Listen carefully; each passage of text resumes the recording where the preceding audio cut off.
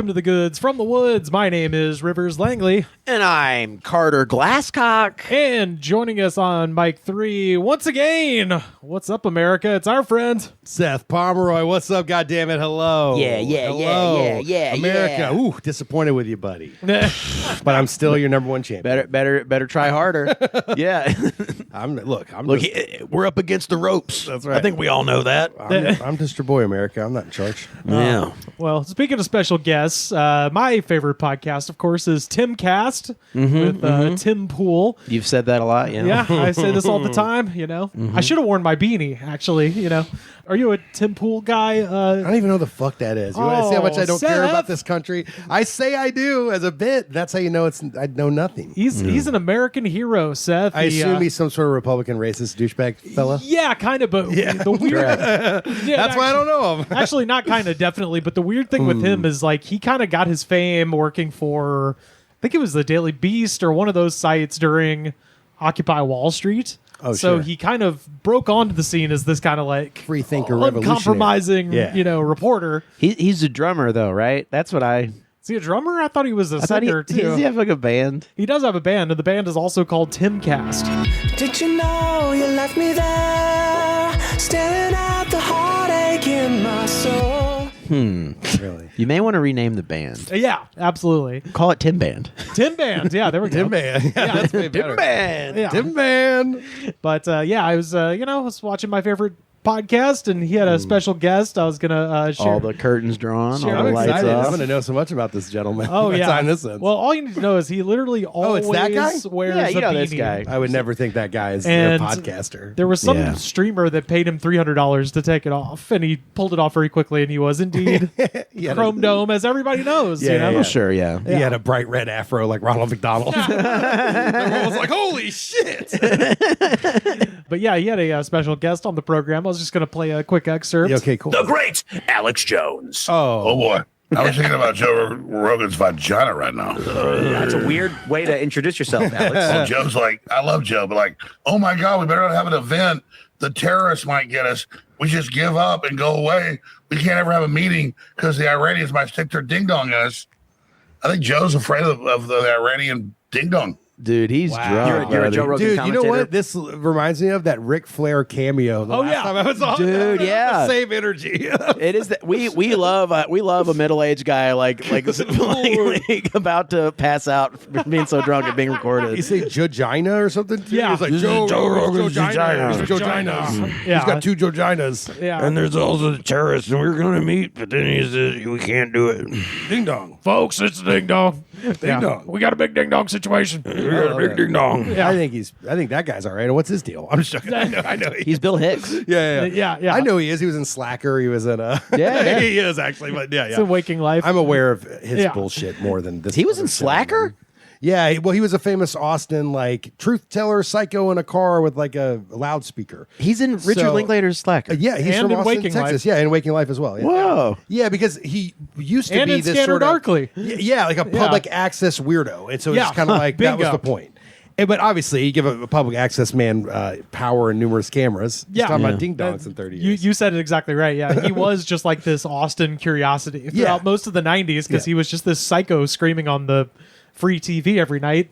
Yeah. And so Linklater, being an Austin guy, he's like, yeah, put the psycho in the movie. Yeah, he just a good Austin weirdo is what he was thinking. right. Yeah, and maybe it was at the time. At the time, Things have certainly. changed. But he appeared on the program and just kept. We'll keep this going. Let's not the fucking Iranians might get us. So Oh, he's already swearing.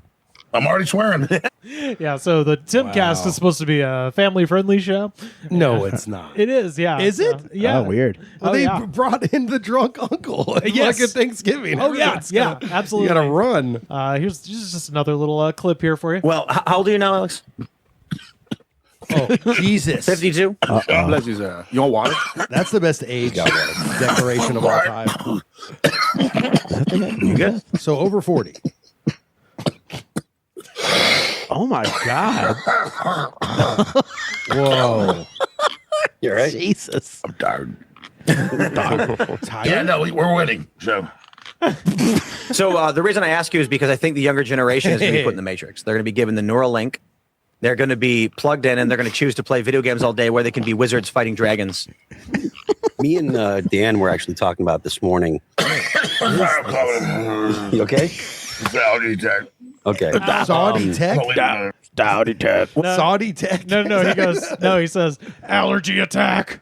Saudi tech. Yeah. Did he say winning? Yeah. Like Charlie Sheen? Charlie Yeah. Sheen, yeah. Oh, yeah. blood. Yeah. Tiger blood. I guess when you turn 52 when you're Man. drunk, that's the first thing that comes to your mind. Winning. Yeah. His Wow. voice is like a fucking cement mixer. Oh, yeah. Yeah. And then How do you- I mean, he's been like hollering for like a steady 60 years now. Absolutely. Well, no, that's the thing. He's 52. That's the craziest part. Yeah, He looks like does not shit. Look 52. Oh, yeah. he looks like shit. Yeah, absolutely. Yeah, I'm not judging. I'm just saying. He's been doing the show since he was very young, and now he's 52, which still theoretically that's not that fucking old.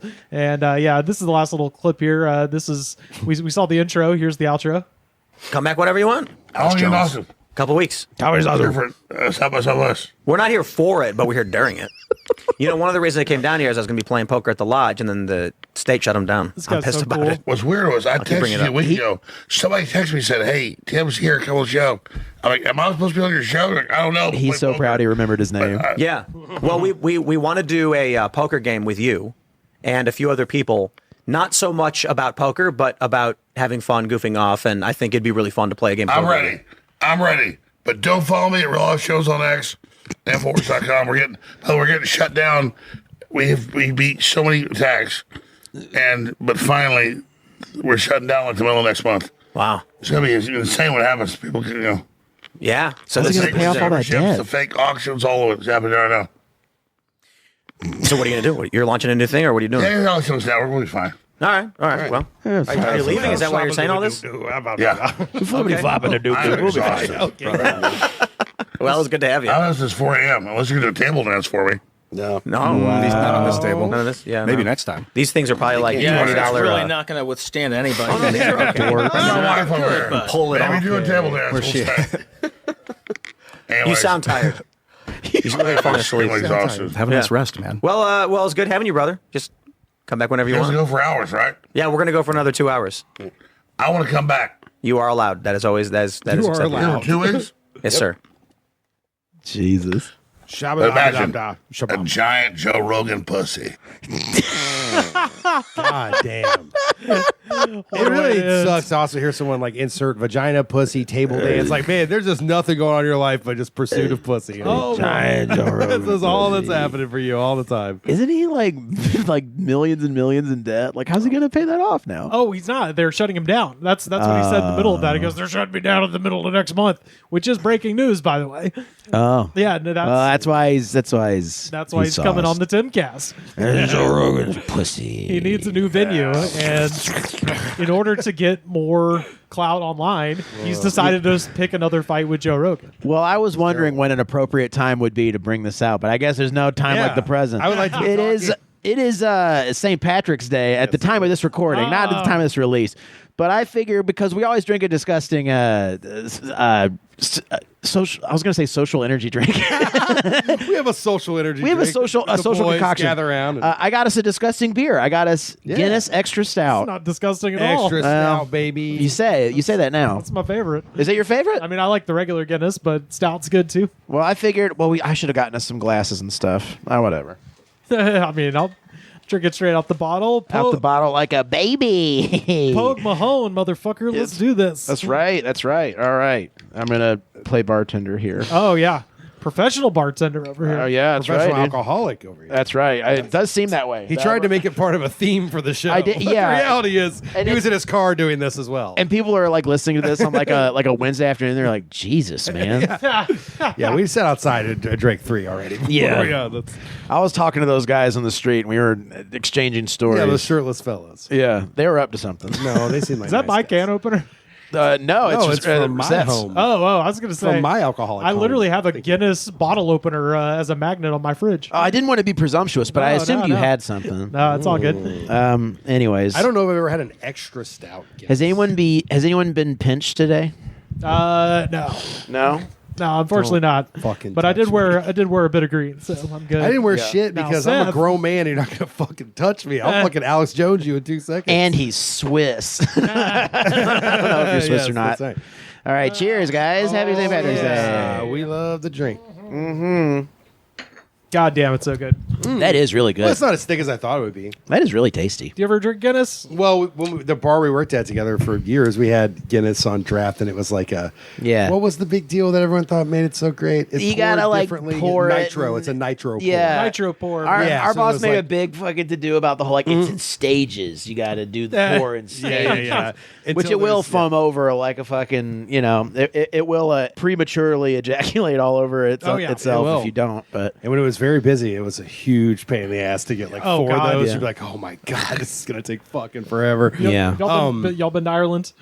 no, have you? I have, yeah. And, Oh my God, I'm jealous. really? I went to the Guinness. Went to St. James. Yeah, I went to the Guinness Brewing Factory. Fuck Oh yeah, man. Christ, yeah. man! Oh, it was fantastic. I'm gonna fucking go so I bad. drank like what was it, like a 7-hour-old Guinness or something? Ooh, They just pulled out. Yeah, it was great. That's awesome. Yeah, man. I see no qualms with Ireland. I think I'd really enjoy Fuck it. no. Yeah, I've got a list. Yeah, see, Seth goes on and on about how he hates Irish people, all that stuff. Yeah, I hate I think they're the only guilt-free Europeans is the fucking Irish, man. So shout out to them. Yeah, honestly, Holy shit, that's the rest of you should be ashamed of yourselves. But Ireland, you're cool with me. Yeah, do it with an accent. The only oppressed whites. I mean, they are. Oh shit! The only oppressed half a whites. sip into Guinness and Rivers has got the hot. I mean, hey, about racism. They didn't want us in Ellis Island. They can't have us now. All right. I'm having an allergy Yeah, attack. his face turned red. Jesus instantly. Christ. Well, they canceled us, so it don't matter. It's like the goddamn Timcast. That is, Oh, fuck the rest of you. fuck the rest of you. I guess I'm Tim. I'm bald. Someone give me a beanie. well, yeah. if you want to come back in 2 hours, You that's are cool. allowed. You are allowed. Sorry, I can't come back. You are allowed. You're not welcome. I'm tired. You're not welcomed. You're allowed. I'm so tired. Oh, man. Well, Boy, just sauce. shout out to AJ and Austin, you piece of shit. Good for you. You lost everything. Yeah, well. But now he's just going to end up on all the goddamn... He's going to be on Kill Tony every week. He's going to be on all the stupid fucking Austin podcasts. sure. Well, he's still following in Ric Flair's footsteps because Ric Flair was on Kill Tony, too. But Ric Flair, much like... I don't appreciate what you guys are doing. and he left. like it. Yeah, that's good stuff. Yeah, he walked out on him, and good on him. Yeah, he was drunk too, but it was good for him to walk out. He was correct. Yeah. I'll never He make did fun of stand up? anyone. Motorcycle driving, Too sweet. too sweet. Did he do stand up? No, he was just on the panel. But Oh, then, great. I'm sure But he had no Live. idea what the concept was. So the first time they were like, "You're fat and stupid," he was like, "I don't like how mean you're being. I don't think that's a nice thing to do." well, no, it was some That's guy awesome. got up and said that he was like a wrestling coach. And Oh, he- yeah, and he and it was reminded like, him of his he was son, like, yeah, yeah. I work with kids. I'm a wrestling coach. And then everybody started like shitting on him. And Ric Flair's like, I will never make fun. Someone bringing up a youngster trying to make their way through life. I will not do it. Yeah, As pretty much exactly what he said. And then he like kind of, I've never really watched Kill Tony.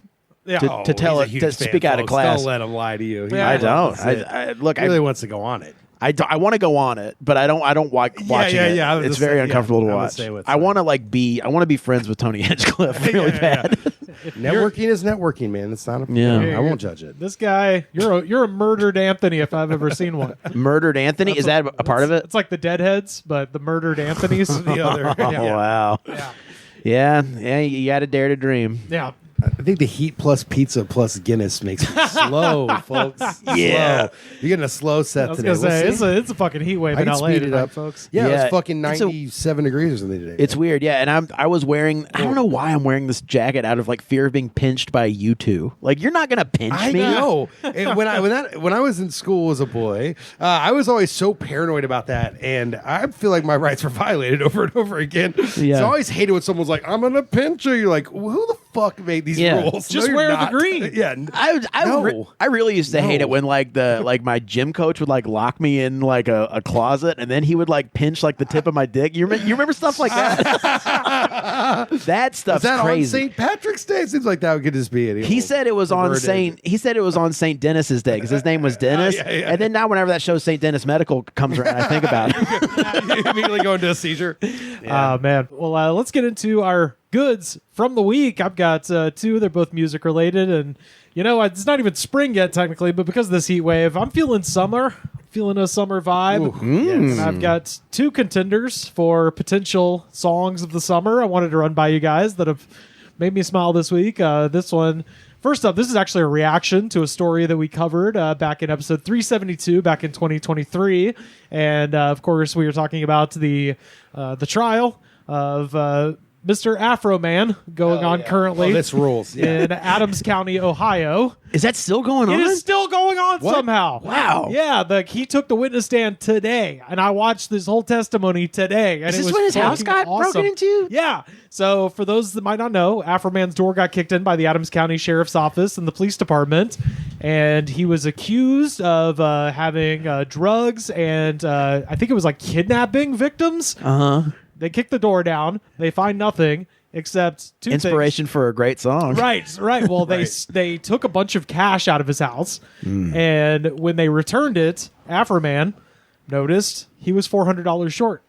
So somebody stole $400 cash from Afroman. Fucked up. Which is fucked up, but fortunately, Afroman has security cameras all over inside and outside of his house, so he recorded the whole raid and hilariously caught an image of a fat cop walking past a lemon pound cake on his counter and doing a slight double take.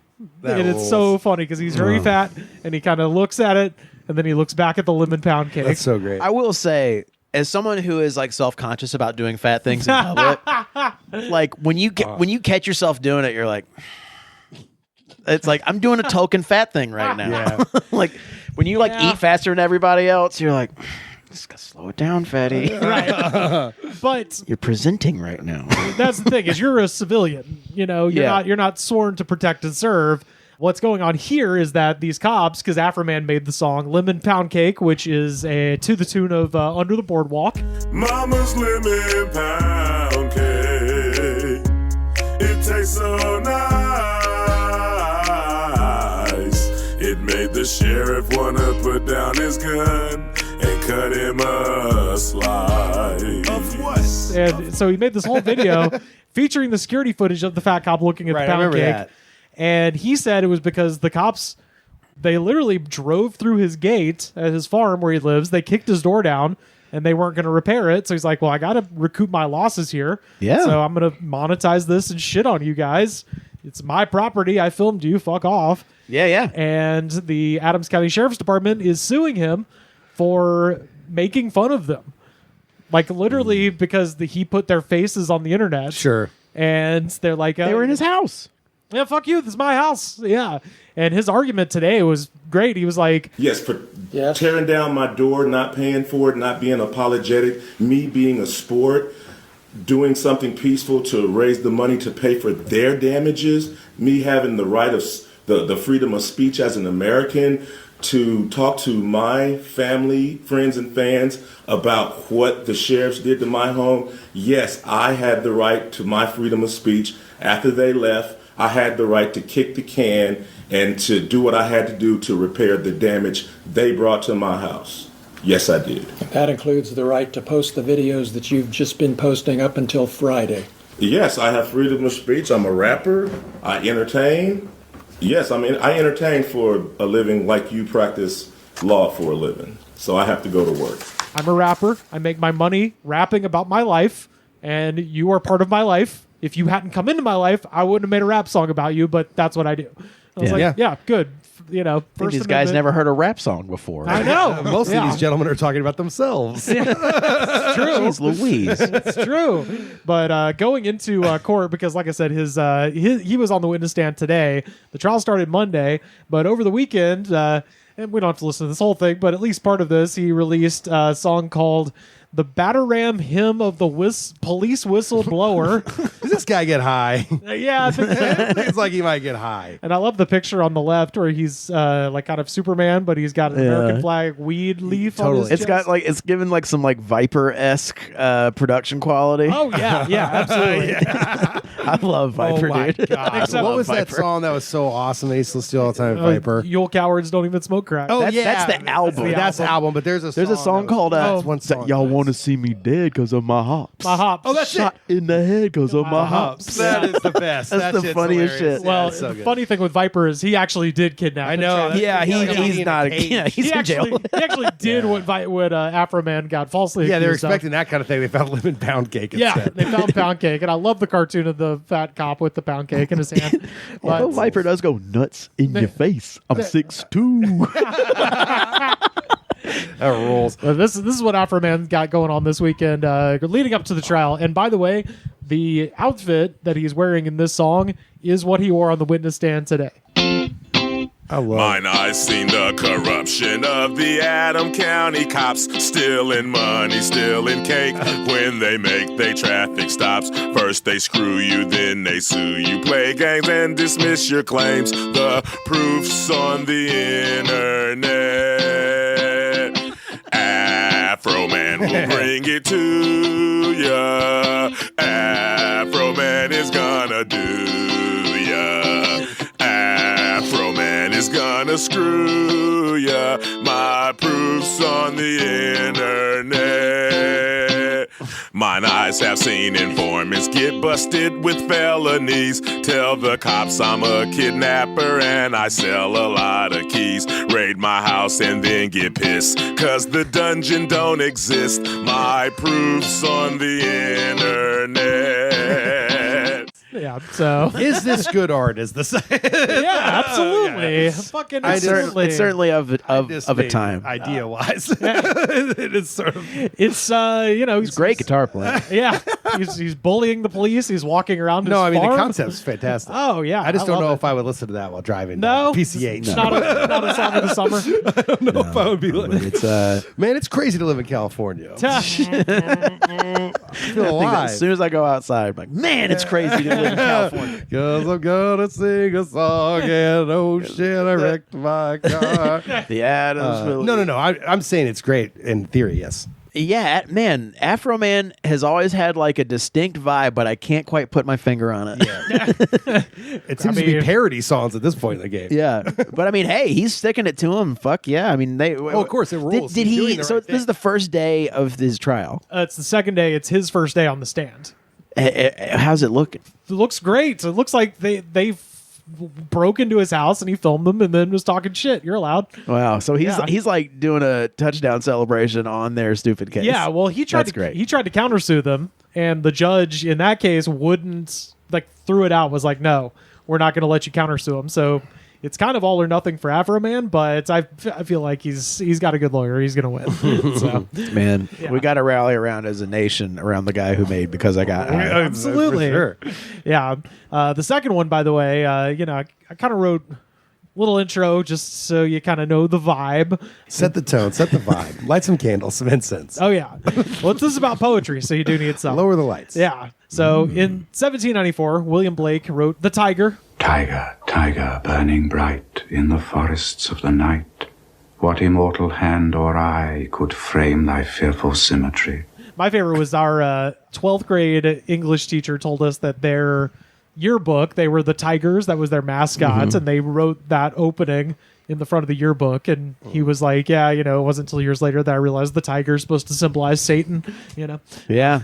But, anyway. I remember a teacher telling me that, and then he was also had a half-filled Guinness in his hand, and he was like, "It's supposed to mean the devil." Yeah, this is very Black Sabbath lyrics. I can see this. Well, so the poem ends with the question, did he who made the lamb make thee? By placing the tiger and the lamb in the same universe, Blake implies that the divine essence encompasses both destruction and creation, terror and beauty. So there's an up-and-coming artist out of Vallejo, California named LaRussell. And Oh, dude, my friend has been telling me. Dude, my friend has been telling me he's like, don't. He sends me a monthly text message that says, "Don't sleep on LaRussell." well, Yeah, I feel like I know some LaRussell. so he's 31 years old. He has 1.6 million followers on Instagram, tons of streams for his independently released song "I'm From the Bay." Back in February, he signed a distribution deal with Jay-Z's Rockefeller Records, and recently he released a song that asked a similar question to William Blake. but maybe in a slightly less than tactful way. I was going to play a live version of this tune, and really just the intro. It's called Heaven Sent, and I love the way this starts. I made this record and I sent it off to my engineer, and he calls me. He said, man, you probably shouldn't put this out. I said, why? What the hell happened? He said, you talking about Epstein, it's a lot of shit going on. And I said, thank you for calling me. I'm finna drop this. That's exactly why we need it. Yes. Because everybody sit and be silent. And the goal of an artist is to express the times and say all the things that nobody else want to say or know how to say.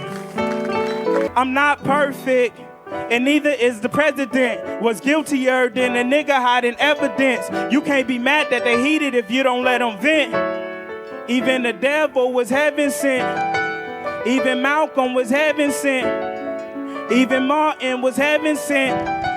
Even Kanye was heaven sent. We all heaven sent. Donald too. We all heaven sent. Well, he waited to do it. Epstein too. We all heaven sent. Adolf too. Oh, yes. He's trying to love them all. That's what he's trying to do. Even you, we all Adolf. heaven sent. Yeah, so yeah, I mean, nice try. Trying to unite us all through. When your God's eyes or something. when your engineer tells you, "Hey, maybe don't do this," you should listen to him next time. Yeah. Just saying that Epstein is heaven sent. Yeah, I mean, maybe you're taking it out of context. Yeah, I also would I don't say think so. I put it.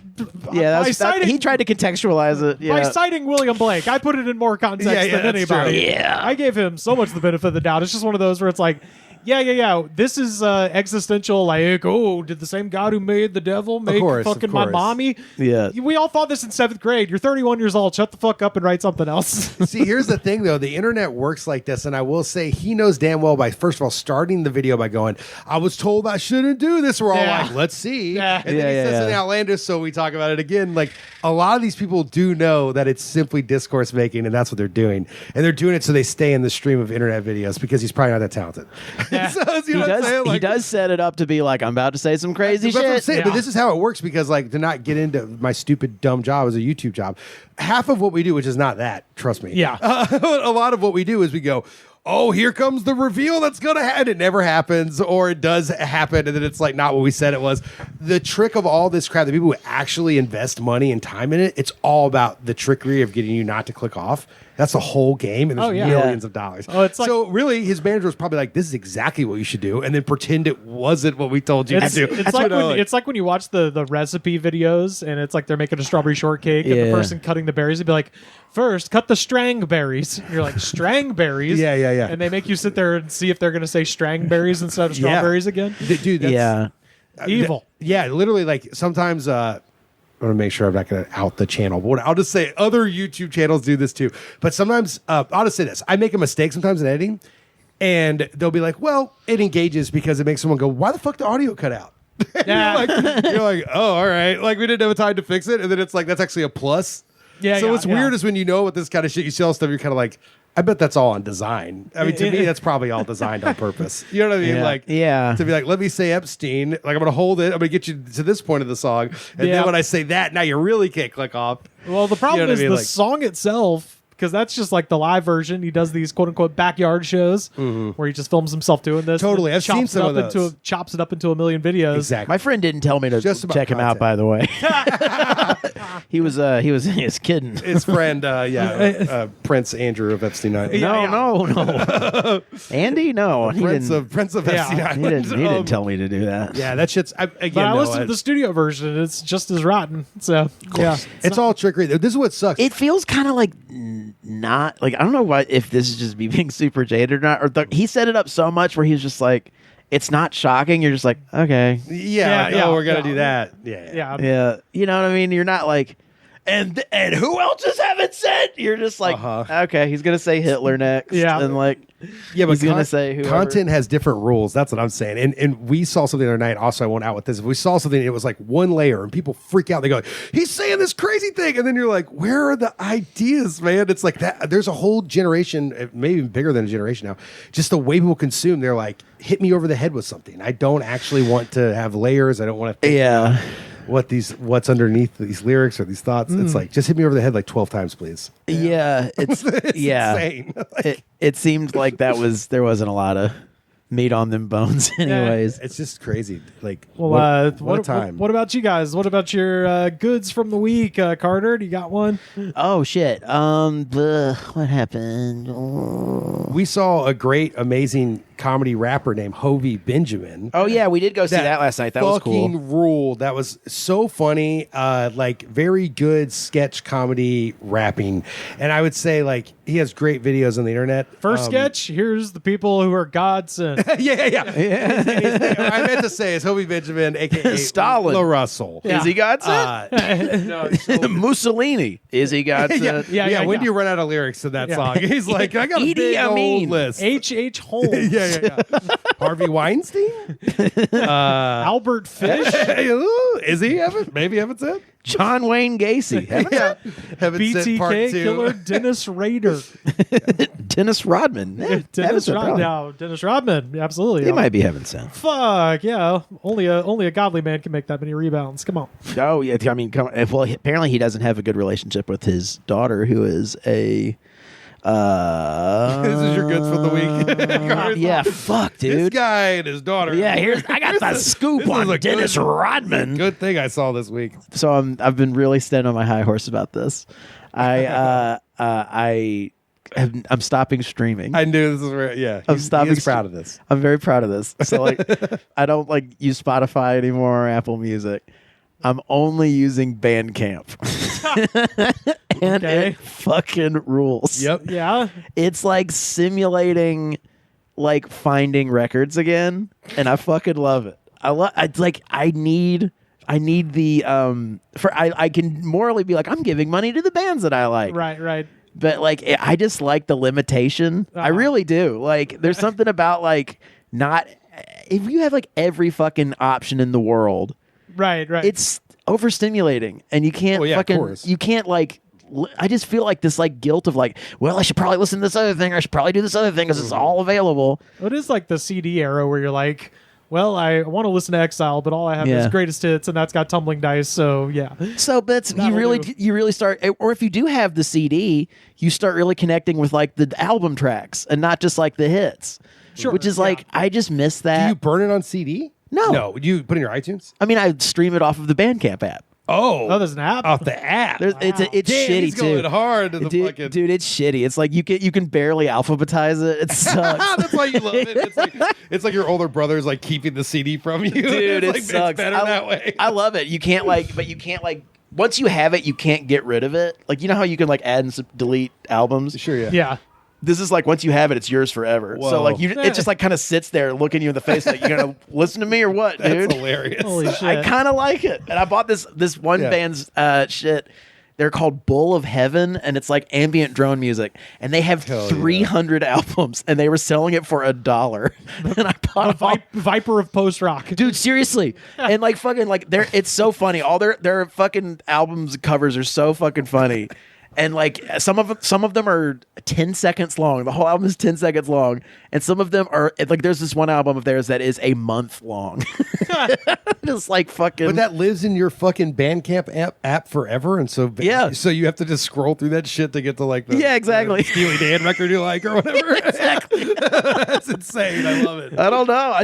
It's these old folks. We get old. We start making weird choices, so it feels more authentic. I think I do things like this. I think you start limiting. I think like limiting like the options really helps me like move forward with things. I believe in that because it's it's like if I'm overwhelmed with like, well, I used to be like if a band was coming into town, I would like listen to their shit and then be like, oh, okay, now I like this stuff. I can go see them and have some frame of reference.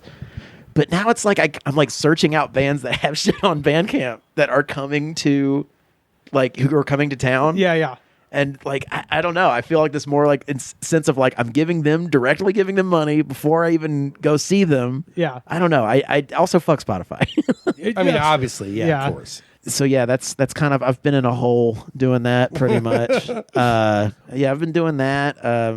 Fucking not having sex. Carter was on a comedy show that was a lot of fun. I did a comedy show in at a magic place. Oh, the Santa Monica. Like yeah, at Santa Monica. It was fun. It was like a great fucking lineup. It really was. It was a great show. But it was just like, it's just hard to get people out and stuff. Deborah DiGiovanni on there, I think. No, she didn't show up. Oh no. But Laura Kilmartin and she was Mandel. so fucking funny. And And fucking Mandel's hilarious. Mandel was there? Yeah, dude, he ripped it. So funny. I need to hit up Mandel. Dude, he's he so rolls. goddamn funny. I love him. But yeah, it was like a bunch of great comics, and but it was just like, it was nice because like they were like, it sucks. We're gonna try and bust some people in here. It's just like, it's fine, man. Like, I don't know. I had fun. Like, yeah, dude, it was really fun. I've had some wacky comedy experiences in Santa Monica, as I know you have too. Absolutely, yeah. But it's kind of like walking out into downtown Santa Monica afterwards. It's kind of neat.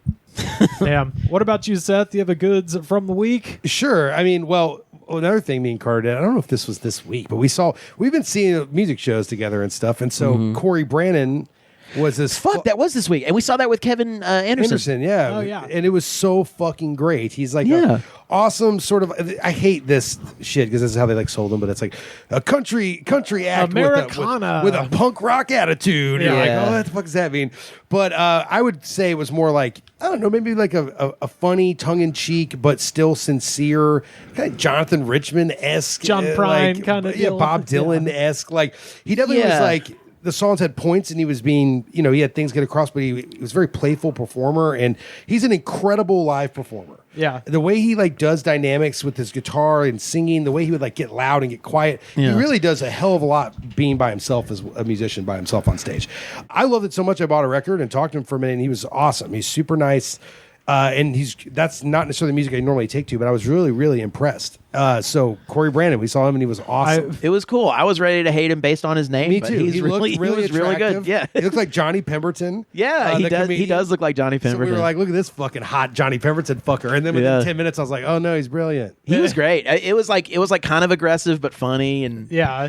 It was really good. I missed the show because I was driving somebody out to Yamava Casino out in the middle of fucking nowhere. Dude, I always see like Yamava stuff like on billboards, and I'm like, they get some fucking pretty like Wu-Tang Clan and shit. Yeah, well, and then they also get bands where you're like, Jesus, the Temptations are still on the road. Well, yeah, exactly. Yeah, but yeah, so I was all the way out in East LA, so I missed the show. But happy to note, Kevin Anderson did message me after the show and was like, yeah, so I sat there for like 6 hours smoking cigarettes with Corey Brannon and want to know if you have country recommendations. And I was like, all right, get ready for 9 million texts. Yeah, I was going to say, how much time you got, buddy? Yeah. John Michael Bond was there, too. Yeah, yeah, it was a nice. regular comedies, Murders Row. Hell yeah. I, because I'm from Nashville, hate country music. And if there's anything of the sort, the closest I'll get to it is fucking Jason Molina.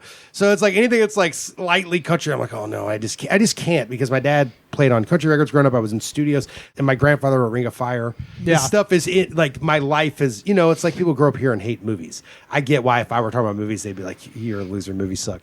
I'm not from here, so I love them. They can go to Nashville and love it. I don't know if I've seen someone who's like, fuck movies. Someone hates their. Oh, Nick Reiner. Sorry. It's like someone hates their movie dad. Damn, Dude. So that's a bad anti-Santa from the Beaks, from the Books. That's from the Boondocks. That's a bad from the Books. And then again, Hovey Benjamin was like so funny. I don't know if he's LA based.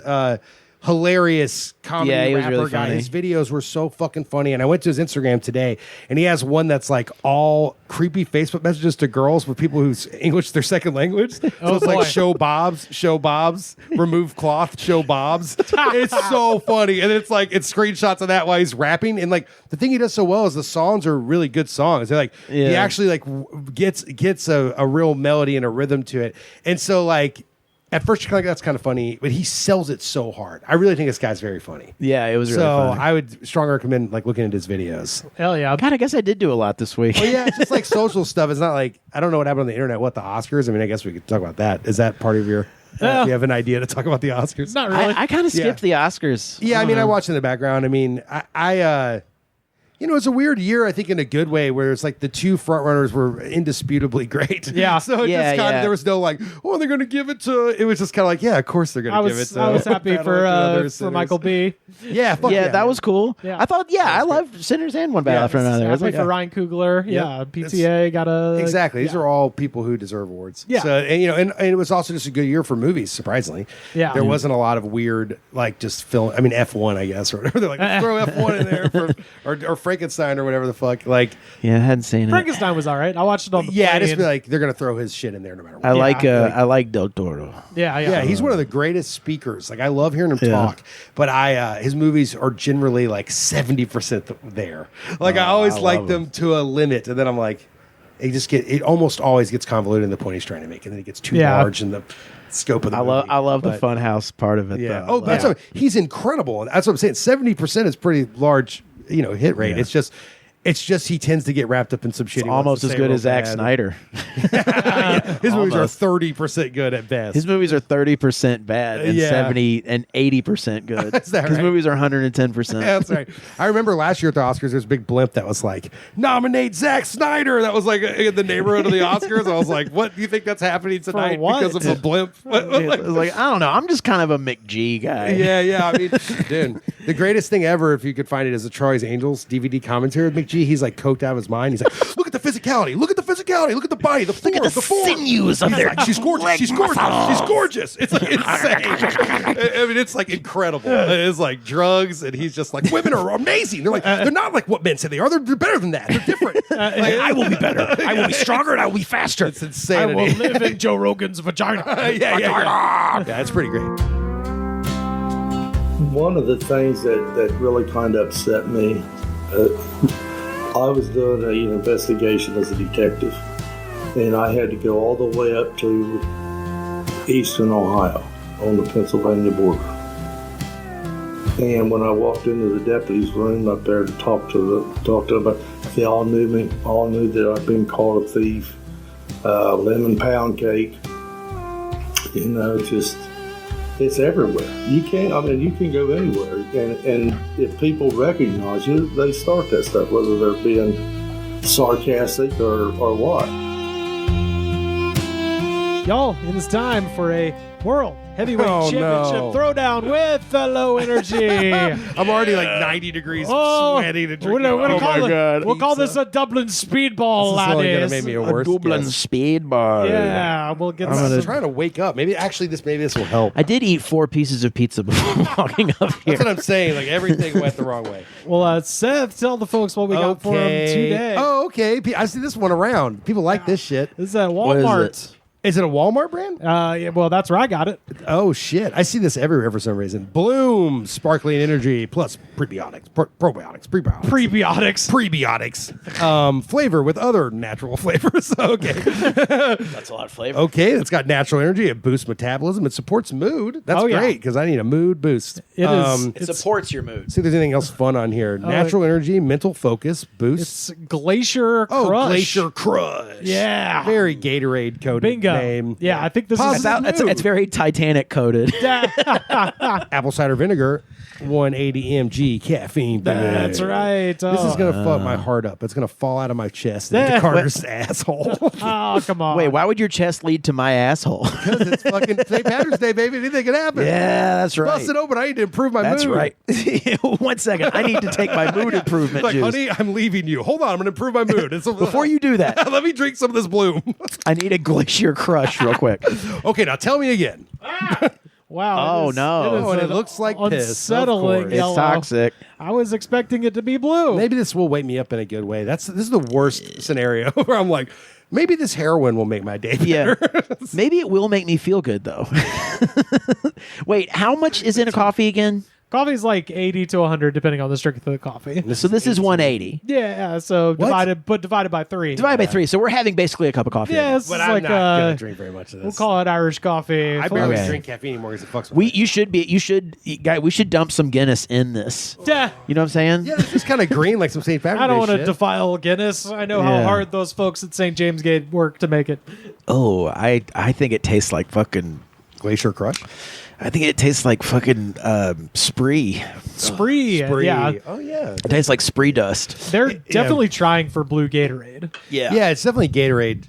Glacier Crush is the most Gatorade fucking name ever. By the way, this It contains 1 gram of Galactomannan. Whoa, is that a Flash Gordon character? who's Galacto-Man, man? You dared enter the realm of Galactomannan. Who disturbs the slumber of Galactomannan? Seems you've met your match, Gordon. Oh, wait, we need... What's that? It's Galactoman. He's the size. You put the lime in the Galactoman. You Galactoman, man. You put the... Fuck yeah. Oh, fuck. Yeah. I didn't bother looking it up. I just saw the name and I was like, wow, Galactomannan is so funny. Yeah, I hate this shit. It tastes all this stuff tastes like watered down like candy. It's like they let it melt and then they sold it to me. Yeah, it's like candy water. Yeah, it's fucking. This one's kind of carbonated. It's not like. It's more than some of these. Yeah, some of these suspect drinks that we've had on this program. These are all owned by the same like conglomerate or whatever, right? So why do they make all these? This one's got a little special special couple. We missed Valentine's Day, boys, but nonetheless a special couple designed Bloom. But hold on, let me kill this real quick. He was making out with his wife, and he's like, "Oh, you know what I think would be really cool?" It's like I didn't miss Valentine's Day. Yeah, exactly. Carter was fucking noon to fucking. Hell yeah. Noon to fucking whatever. Honey, I got you a present. Yeah. What is it? Galacto-Man. We're going to have sex with Galacto-Man, man. He's got the power of 72 dicks. Galacto-Man, man. There's too many men in this room. No, it's just one. He's Galacto-Man, man. That's just the energy of 72 dicks. Is that a Gatling gun of dicks? I love you is what I'm trying to say. I'm in love with you, Galacto-Man. Sorry, honey. But you're not from this planet. I've taken another lover. It's Galacto-Man. But the atmosphere will kill me if I stay. Galacto-Man. That's the tragedy of the love story of Galacto-Man. Man. He falls in love with a human woman, but he can't stay because of the atmosphere. Classic story. So supposedly this promotes improved mental focus and a positive mood. I do feel nice. Yeah, I was. What are we giving this one? This is what LaRussell drank when he wrote that song. He was like, I got a real positive mood about a lot of things people don't. I'm gonna tell my friend I'm gonna sleep on LaRussell. I'm definitely not gonna sleep with him. No. Because he was on Epstein Island. Yeah, they're not sleeping over there, I'll tell you that. No. Galacto-Man was not, though. No. Yeah, he's clean. That's like the Polish version of like Dr. Manhattan and Watchmen. Galacto-Man. Yeah, exactly. What are we giving this out of 5? And then I'll tell you a little story about the owners. I don't like it. I'm going to give it a 2.5. I'm just going to say 1 just to be a dick. I mean, it's not that bad, really. But I'm around where Carter's at, too. 2.5. Maybe 2. The taste of it is still sitting on my tongue. It doesn't blend well with the Guinness, I'll tell you that. No, certainly not. I have a fucking headache now. I know. It's like eating a bunch of Spree and then drinking a hot chocolate. Dude, I was also realizing this week I do so much shit to give myself a headache. Do you? Oh my god, dude! I like stare at screens all day long. I drink nothing but caffeine. Get shitty sleep. Like I have headaches like a motherfucker. Yep. I'm 43 in this motherfucker. So for me, I have no fucking choice but to cut out anything like that. The second I'm sitting weird, I'm like, get up, walk around. The second I am like staring at a screen too long, I'm like, put it down. Like I have no choice. This shit will kill you at a certain point.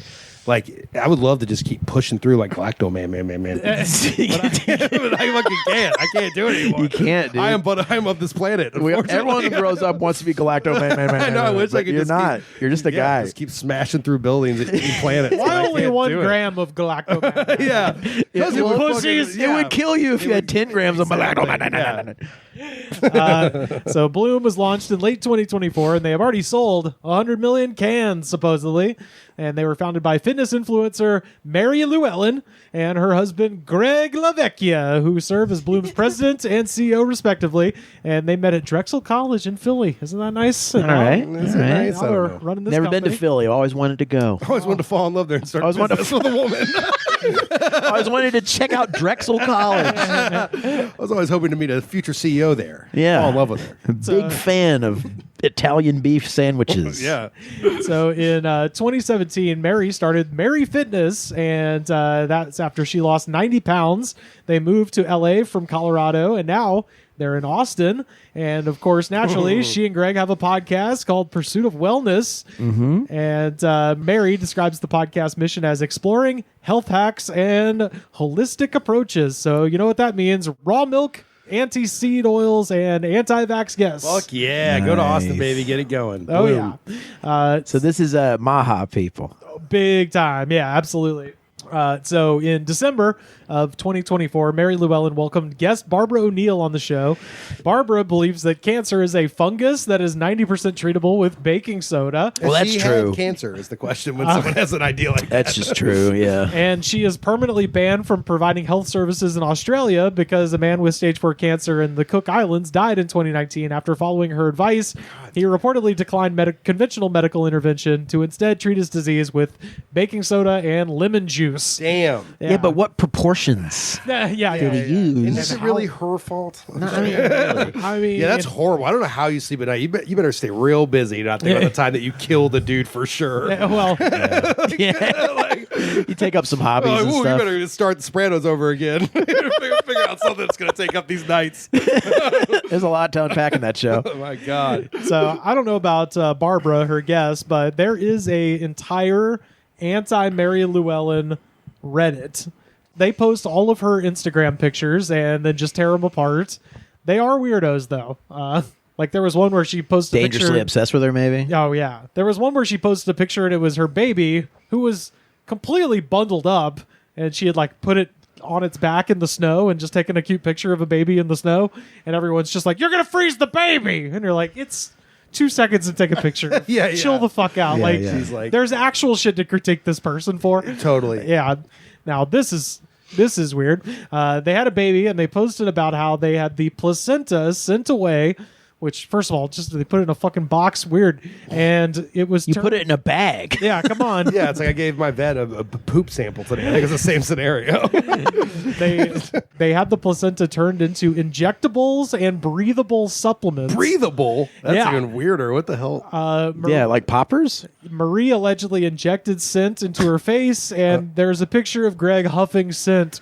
That's what the name I've come up with for doing placenta as drugs. Huffing scent? Yeah, I was like, Yeah. what's scent? Okay. You've heard of Fent. This is scent. And there's a picture of Greg with a mask over his face, What?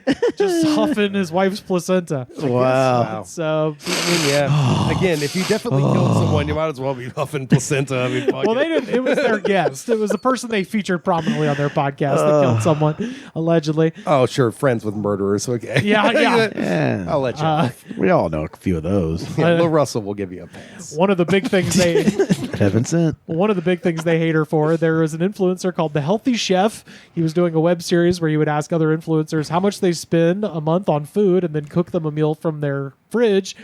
He asked Mary, and she casually said that she spent $6,000 a month on food and got a lot of backlash about it, allegedly doubling down to defend herself by saying she's just being hated on because she's a woman. No, that's Yeah. that's what I usually say too. Yeah. When I get pulled over, I'm like, "You're hating on me because I'm a woman." That's what He's like, no, I'm not. But You know, you go on about your day. let's just say 1/3 of the food is for her. sure. You know how those women be spending $2,000 Yeah. a month on groceries. Yeah, women be be shopping. women be shopping be at the grocery shopping. store, not clothes I or don't jewelry. Like they, I think you can fucking eat $2,000 worth of groceries Yeah. in a month. we should do that live In a on month? this Oh, podcast. with these prices these days? Yeah, I guess so. You can clear Yeah, with 6 the damn quick. Biden being what he is. I'll tell you what, go to a Gelson's and then tell me that again. Yeah, right? yeah. Say hey to Hugh Jackman for me. I don't know what I'm talking about. She made the Hollywood, healthy baby. she made the healthy chef delete that post. So these are some of the allegations from the Reddit about Greg and Mary. Greg is an absent father. Greg wears breathe right strips on his nose all the time. That's a hot tip. He wears it all the time, not just 2 days a week. Greg is cheating on Mary. Mary Llewellyn has a fake doctor named Emily. Mary Llewellyn only eats berries and clarified butter. That sounds delicious. Mary Llewellyn posted a now deleted Instagram story screenshot of her Google Calendar.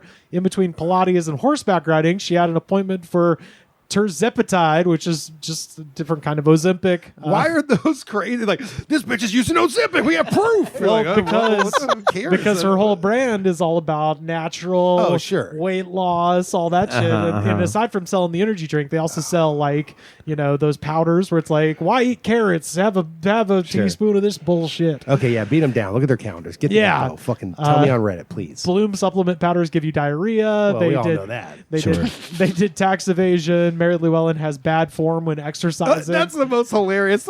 She has bad form. Look how she's holding her knees. That's not normal, right? They really hate her. Guys, get off the fucking internet. My God. It's crazy. But There's also porn on the internet. Do that instead. There was a woman on one of those Reddits that was just like, I followed her exercise plan and I'm still hurt. Like, I still can't work anymore because I lifted weights like Mary. Consult a doctor, please. Yeah.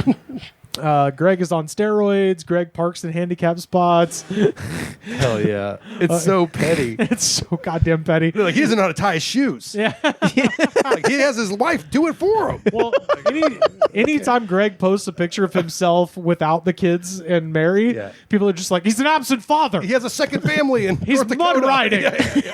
He's on his ranch mud riding a Jeep when he has a child. He can't read. I love that shit. He can't read. Reddit is insane. I mean, there's a lot of valuable things, but there are a ton of Reddits like this. Like, there's one for everyone. There's like a hate Timothy Chalamet one too. Yeah, that always pops up in my feed, and they're like, his mustache is pubes. All right, man. This just in. I saw a movie he's in once. I don't. What is all this information exactly? According to a user named Lucina Sardothine, Mary Llewellyn has blocked people on her Facebook group who have hurt themselves using Mary's guide. They would immediately be bullied and banned from the group by Mary and her admins, claiming they just wanted to hurt Mary's perfect image. That is a perfect image, clearly. And your husband parks in handicap spots, you bitch! They have a three-way relationship with Galacto-Man, man. You have no right to unleash Galactomannan. He clogs the toilet. I've seen him do it. He uses too much toilet paper and he clogs the toilet. No one else can take his shit. They keep him in a silo like the Iron Giant behind their house. They're standing in front of Galacto-Man like Smaug stood in front of gold. They painted him to look like a building. That's really Galacto-Man, man. 1 gram of Galactomannan. That's the best thing ever. They should change the entire business to be about Galacto-Man as soon as possible. Cartoons, comic books, fucking franchise. Galactomannan? Why are there 3 man? I think it's just Mannan, but Mannanan? Not if they want to make big bucks in this industry. Let's see. We're already saying this is a brand we all get behind. Galacto-Man. It's Galacto, Mannan. So Galactomannan. No, it's cooler the other way. Yeah. But still, you have to put the echo in yourself with your own words. You have to put the echo in. Galacto-Man. Oh wait, here. No, do it again, Seth. Galacto-Man. There it is. Yeah, it's so good. They should they hope they listen to this podcast. Yeah, I bet they will. I bet they subscribe. Yeah. Probably on the Patreon. Allegedly. That Bloom money, with all that fucking Bloom money falling out of their pockets. Yeah, they got quite a bit. $6 grand on groceries. That's how you know you made it, when you have an entire Reddit that's just people hating on every single thing you fucking do. I'm going to start going on there and be like, they subscribe to the Goods from the Woods Patreon. Yeah. Just as a sort of a street level way to promote the podcast. Ooh, that's a good thing. Yeah. Timothy Chalamet was on the Goods from the Woods podcast last week. They deleted it though. Well, yeah, that's our ungodly concoction. That's good. Yeah. I mean, it tastes like shit, but Galacto-Man made it all work. Yeah.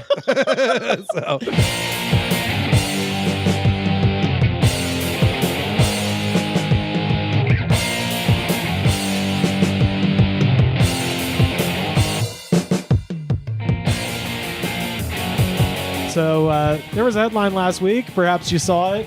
This is from Fox 11 out of L.A.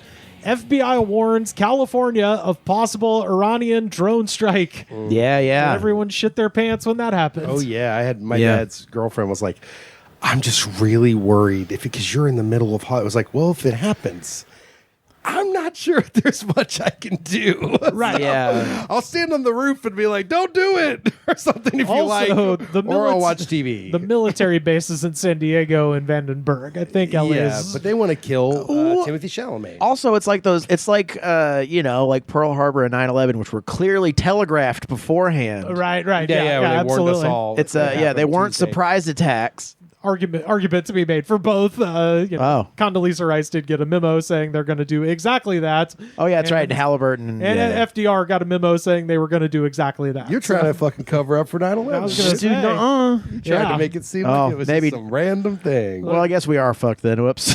I mean, we're definitely fucked. I just don't know if anyone can do anything about it except people in power, which certainly isn't me. Even Hirohito, 7 Cent. You know what I'm saying? I don't know, but that sounds Bin interesting. Laden. Even Bin Laden, 7 Cent. Oh, heaven sent. Yeah, everyone's heaven sent. They're heaven sent. Everyone's heaven sent. I think it's funny. I really have not seen people freak out about it that much. Yeah, because it's fucking crazy and ridiculous. It's Plus, we live far enough away from oil derricks as well. That'd be a big target. I feel like so. As long as they hit El Segundo, that's okay. Yeah. Go for it. Well, wouldn't they have to like get a ship? Drone across the Pacific Ocean? Yeah. Somehow. Well, they would have to have like a battleship. Like it'd fly off a battleship somewhere in the middle of the Pacific. Right. Like it couldn't just go straight from Iran to here. Right. But what they want you to think is that Mexico's harboring some sort of Iranian terrorists. It'll be a pretense to fuck with Mexico. Right. Yeah. So, at any I rate, tried to warn you. Yeah. I mean, that's where we're headed. Yeah. But it reminded me of something. Have you guys ever heard of the Battle of Los Angeles? The Rage Against the Machine album? Yeah, I have heard of that one, yeah. Sleep Now in the Fire, baby. Yeah, absolutely. yeah. No, the military engagement in 1942 called the Battle of Los Angeles, or the Los Angeles Air Raid, happened in these very skies right above where we sit now. This is Claire Fitzgerald writing for War History Online. So just so you know, this has precedence as far as people freaking out about this kind of stuff. So we entered World War II after Pearl Harbor, December 7th, 1941. The bombing put the entire nation on high alert, and tensions ran high. It's speculated that this paranoia is the reason behind one of the most unusual incidents to occur on U.S. soil during the war, the Battle of Los Angeles. So you need to put a clip of Rage Against the Machine right there. Really set the stage for these people. Oh, yeah. So in the months following Pearl Harbor, the population, fearing another attack or invasion, the fear was worsened by Secretary of War Harry L. Stimson, who warned Americans should prepare for occasional blows from the enemy.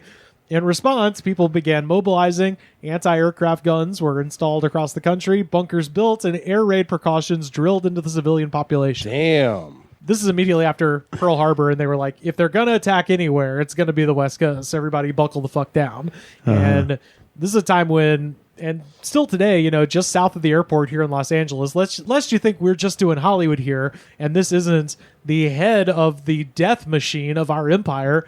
We had Northrop Grumman, we had Douglas Hughes, we had Boeing, we have all of these gigantic weapons contractors south of Los Angeles near El Segundo, Manhattan Beach.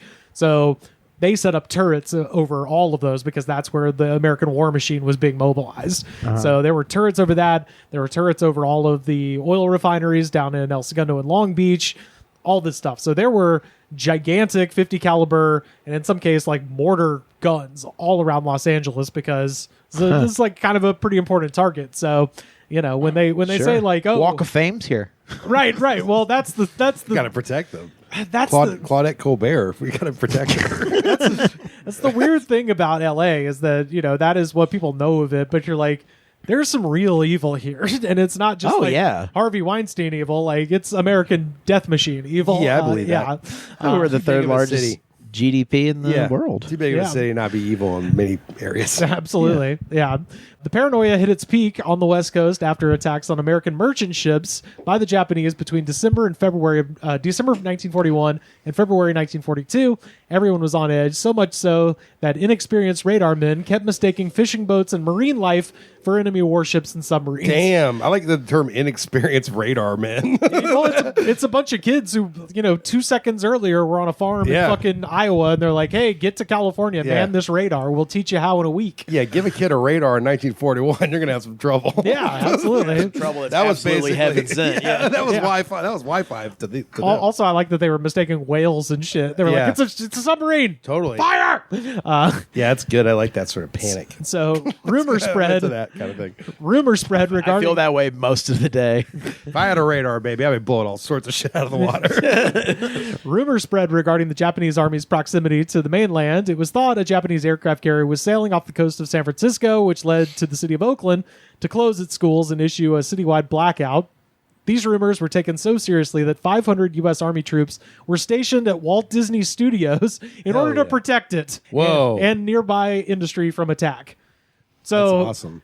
I just like that we have all of this actual stuff that could be and should be bombed if you're an enemy looking at the city strategically. But they're like, oh, yeah, let's get 500 people at Disney Studios to protect them and Warner Brothers and Universal. Like, I think it's fine if they get bombed. I don't know. Yeah, making dreams over the there. grand scheme of things, you know. Yeah, that's like my stupid. Like, let's defend Discord Records and and fucking protects the South Bay. Yeah, Martin Scorsese's archival collection. Okay, these things can be blown up, sir. Like, there's copies. Well, I like them a lot, though. Well, they are my favorite American too. I do enjoy them. So on the evening of February 23rd, 1942, the West Coast saw its worst fears realized when Japanese submarine surfaced near Santa Barbara and attacked the Elwood oil fields. Fuck yeah. And it hurled approximately 24 artillery shells, and the attack marked its first and only time that the mainland was bombed during World War II. So Really? up in Santa Barbara, a Japanese submarine got far enough into the mainland where it shelled an oil refinery off the coast of Santa Barbara. Oh, wow. Which I actually did not know that. But yeah, that was February 23rd. Overall, the damage caused by the attack was minimum, though, and no one was injured. However, the damage was done to the psyche of those living on the West Coast, who began to worry that the Japanese could invade at any moment. Following the attack on Elwood, the Office of Naval Intelligence on February 24th, 1942, issued a warning stating California could expect an attack within the next 10 hours. Wow. So kind of what they just did to us. Yeah, that's like freak. To quote Macho Man, freak out, freak out, freak out, freak out everybody. To quote Galacto-Man, man. Yeah. Run for the hills! I'm Galacto-Man, I'm larger than anything you've seen before. I will protect you. You have 10 hours, Galacto-Man, man. They're running through the streets, cars are exploding. Galacto-Man, man. Animate that, someone on the Patreon, please. Yeah, for free. Give me your art. That evening, flares and blinking lights were reported and an alert was raised. It was lifted a few hours later. Around 2:25 a.m., military radar picked up what appeared to be enemy activity approximately 120 miles west of Los Angeles. Air raid sirens sounded and a blackout was ordered. Troops took their posts at the anti-aircraft guns and used their searchlights to sweep the sky. And at approximately 3:16 a.m., the 37th Coast Artillery Brigade began firing 13-pound anti-aircraft shells and 50 caliber machine guns into the air. In total, over 1,400 shells were fired. Before long, other coastal defense weapons joined. The artillery fire continued sporadically over the next few hours until the all-clear sign was signaled at 7:21 a.m. So they shelled Los Angeles and Long Beach for an entire night, basically. So it's always been kind of high strung here. Yeah, absolutely. Yeah. I wonder what Gary Cooper was doing between those hours. My He was like, God. honey, it's just the way it is in America. All this commotion makes me want to have another scotch. Yeah, Clark Gable's like, I'm coming over. All these Hollywood fuckers in 1942 are like, what do we do? From different eras, yeah. Exactly. Yeah, King Vidor. Yeah, King Vidor, and then Cary Grant shows up. I was like, my God, have you heard all this shelling going on the beaches? Rudolph Valentino's like, I'm already dead. Peter Bogdanovich is doing a Orson Welles pipe impression. down. Like, what is happening? My God, they're shelling Hollywood. That's what some asshole like I was gonna say George Clooney's not an asshole, but it's like make a movie where it's like fucking I wrote a dickhead. fictional what if Clark Gable and Gary Cooper were in a condo during the Battle of Los Angeles, and it's really just about them arguing over wine or something while the fucking bombs drop. Gary Cooper is like, when are you going to tell him that you're gay, Clark? Yeah, exactly. Yeah, it's like what's that movie? I don't remember, but it's like a play is often that like Albert Einstein and fucking Stephen Hawking and Stanley only Tucci's in it. Yeah, and Stevie Wonder are all together in a bunker. They're talking about art and I just think it's so incredible. It's so spiritual. And Errol Flynn is in the walls, looking through holes at them. Fuck. I'm just saying, if you want to be, My God, exactly. And Galacto-Man shows at the end, it smashes them all beneath his feet. Real thing. Alternate history. Quentin Tarantino all the produced it. directors and screenwriters and editors. This is a real thing he used to do, by the way, Errol Flynn. Galacto-Man? Freak. Yeah. No. He had, used to watch people fuck. His house is on Flynn Ranch Road, just off of Mulholland Drive. It's where Justin Timberlake's house is today. Oh, yeah. He's that house was built for Helen Hunt, and she had to knock down the old Errol Flynn house to build her house with the Mad About You money. And when that happened, they indeed confirmed that the walls of Errol Flynn's house were about 2 feet between each piece of drywall. Sure. Yeah. So that he could compartment. creep around his house and spy on people while they fucked at his apartment. I think it's revolutionary thinking. That's cool. Oh, yeah. Really. Yeah. He really is what like if Robin these- Hood. Yeah, what if these walls had a little area for a pervert to hang out in? And Yes. just get a look. My God, that wall is breathing. It's like fucking Twin Peaks. in there. Errol, Errol Come back over here, Clark, and make love to me. I hear a man breathing in Australian. Oi. Oi. Oi. That's really nice. Yeah, right. Now, that's nice. Right. That's nice. Don't look at me. Don't look at me. I rob from the rich and I give to the poor. Or nor. Or nor. They're going to see me. Yeah, he was freak nasty. Oh, yeah. He was the first freak nasty. Hollywood Babylon. Read it. It's right. Yeah. Kenneth All that's very Anger. true. All that book is very true. Yeah. So throughout the night, unconfirmed reports came in of sightings of Japanese aircraft and paratroopers. There was even a report that a Japanese airplane crashed into the streets of Hollywood. Whoa. Jesus. That really happened, or that was a report? There was a report. This is mass hysteria. Yeah, I think that's the end This of is Speed. this is the government blowing this fucking air raid siren and everybody in Hollywood freaking out I because they love hear that. explosions. This guy's like, I'm getting my Jesus. private plane right now, and we're going to stop this. Oh yeah, It's 1942, and I have the power to change this country. yeah.